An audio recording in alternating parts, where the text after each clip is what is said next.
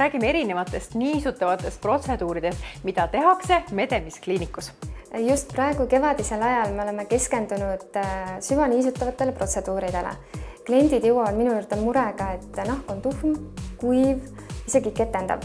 Ja siis ongi kõige populaarsemad protseduurid just mesoteraapia, biorevitalisatsioon ja siis sammuke edasi juba Juvederm Wool-Lite, mis on selline tugevam biorevitalisatsiooni vorm.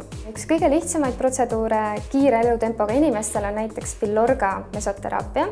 Filorga on prantsuse sari, kus on siis sees hyaluronappe 5 mg ja lisaks veel antioksüdante, koensüüme, aminohappeid, kõike, mis on vaja naha niisutamiseks, silendamiseks ja tugevdamiseks, no üldiselt turgutamiseks pärast talve.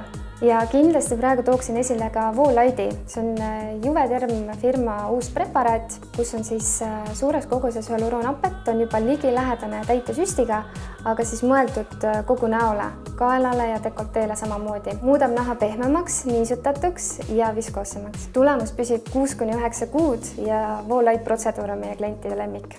Diana, sa oled artist. Kui oluline on üldse sinu jaoks näonaha eest hoolitsemine ja mis sind toob Medemisse?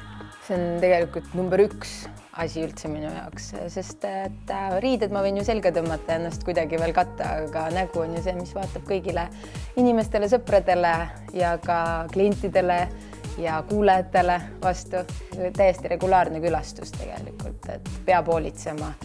On vaja värskendada näonahka, on vaja seda särama lüüa, niisutada ja Medemis on väga hea koht selle jaoks. Neil on kõik need protseduurid olemas, koputamisest, massaažist, kuni siis niisutamise ja kui vaja, ka mehaanilise puhastuseni, mida mul tihti tuleb ette. Et sellepärast olen ka Medemise juurde jõudnud. Ja Lalla leidis tüdrukutega ütlete te ka karupükstele hüvasti? Absoluutselt.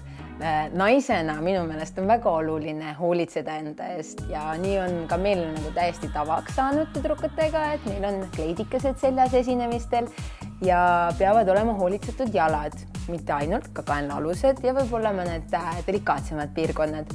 Ja ütleme nii, et tahaksime nagu tüdrukutele ja naistele südamele panna, et on võimalik selline pikaajaline, traditsiooniline protseduur teha vaid nüüd paari korraga nii, et võib kõik need vahendid ja asjad kuhugi kapinurka ära lükata ja pole enam vaja midagi teha. Ja siis panimegi sellised tõsised püksid jalga, et see sõnum kõigi naisteni kohale jõuaks ja kutsume kõiki üles enda eest nii-öelda hoolitsema.